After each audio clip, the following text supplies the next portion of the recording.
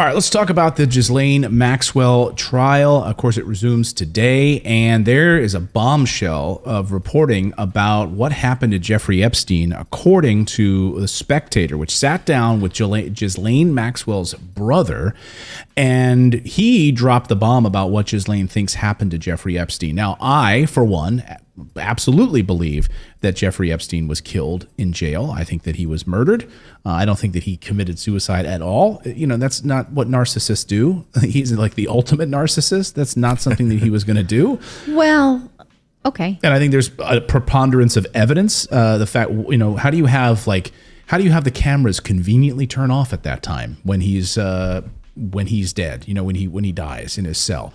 All eyes were on this guy, making sure. I mean, he was like the most high-profile criminal. Like, what dirt was he supposed to be releasing on the Clintons and others? There was all that news came out in the trial that he was going to be dropping dirt on that. So all of this was coming out, and then he winds up dead in his cell. Well, now, according to Ian Maxwell, Ghislaine's brother, he says of all my siblings, Ghislaine is the only one who happens to believe that he was murdered. And I would venture to believe that she may also think Epstein was murdered. I do happen to think my sister does think that he was killed. I content myself to rely on his suicide, but, you know, it doesn't really matter. The man is dead. So he believes that, Ghislaine told him specifically that, in fact, yeah, Jeffrey Epstein was murdered.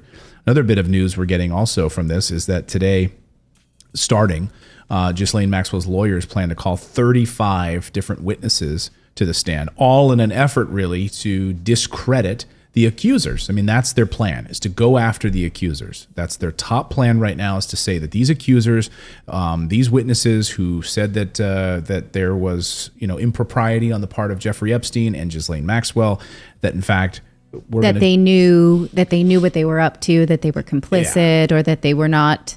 I mean, it doesn't matter if you knew what you were up to if you were underage. Right, exactly. That's not a right. If you were flown on an airplane and you were told you were going there to give a massage because you're, you know, in massage school, and then Ghislaine and Jeffrey Epstein are asking you to do things that you didn't sign up for, but you're being told to just go along with it. We'll pay you well. Shut up. Don't tell anyone about this.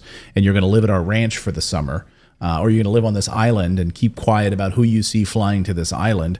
But they say prosecutors were complaining to the judge that the defense didn't tell them the order in which these witnesses would be called.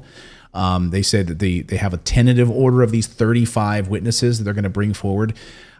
Just how dirty do you have to feel, though, to be a defense attorney and you're going to bring people forth to try to discredit these young girls? You know, they could also be character witnesses too, though. You know, I mean, her story is that she didn't know what was going on. So maybe there's someone who, I don't know, like a friend. I don't know. I'm trying to think around the narrative of this story, but rather than just whatever the media tells me to think. And so what could possibly be a character witness in defense of this story? Is like a temp agency, or maybe these girls worked through a madam. But I mean, it wouldn't matter if they're underage, right?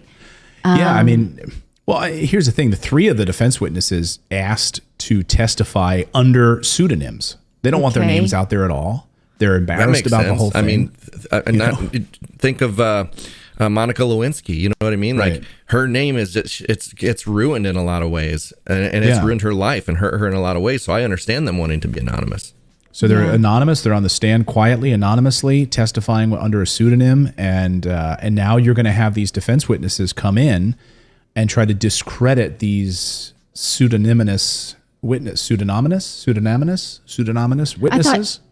I thought you said the defense witnesses would be anonymous. I'm sorry. Yes. 3 of the defense. You're right. I'm sorry about that. 3 of the not defense the plaintiffs. witnesses. The plaintiffs are not anonymous, as far as I know. We know. I think. We know at least of a few of them. Yeah. But anyway, Maxwell's 4 accusers were allowed to testify against her over the first 2 weeks of the trial with pseudonyms. So 4 the plaintiffs. The plaintiffs were allowed to.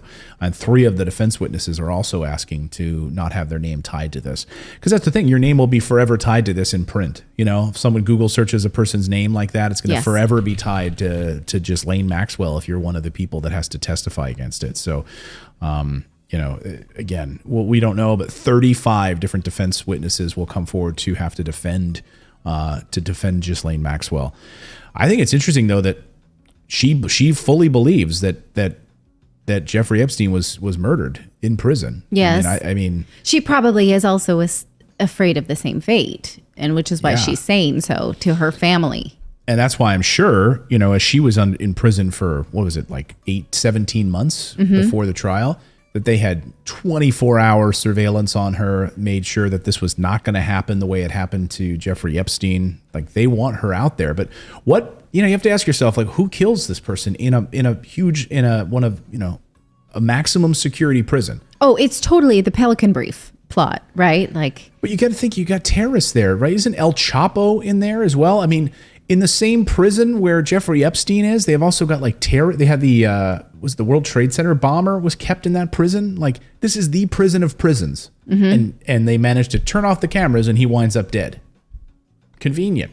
Yes. At that exact moment, just the cameras turn off. And the two guards took the fall for it because they were just reading magazines, or, there's a person dying right across from them where they're supposed to watch him, and they were distracted by, what did they say, newspapers or something like that? Like what? They were, newspapers and magazines. Or fell asleep, and like, come on. Right. And just convenient that the cameras weren't working for that 17 minutes or whatever. It's like you had one job. It's like the Nixon tapes. Why are these 17 minutes missing where you admit to the Watergate break? Like, it's convenient that these 17 minutes are missing. Yeah. Anyway, we'll keep our eye on this trial as that resumes today. Defense gets to bring their character witnesses forward, and we'll see. We'll have an update for you on the show as throughout the week.